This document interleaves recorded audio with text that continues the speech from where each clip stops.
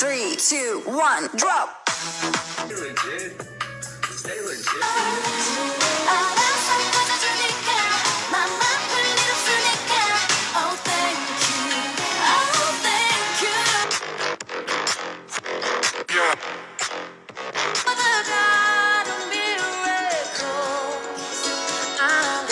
Pero oops, hindi po 1,650 yung binayaran ko dahil nag-intern muna po ako bago po ako mag-join dito ng 50 per tax. So, meron po akong 4 na araw na bago ako sumali, nakabawas po ako ng 200. Kaya ang naging joban ko is 1,450.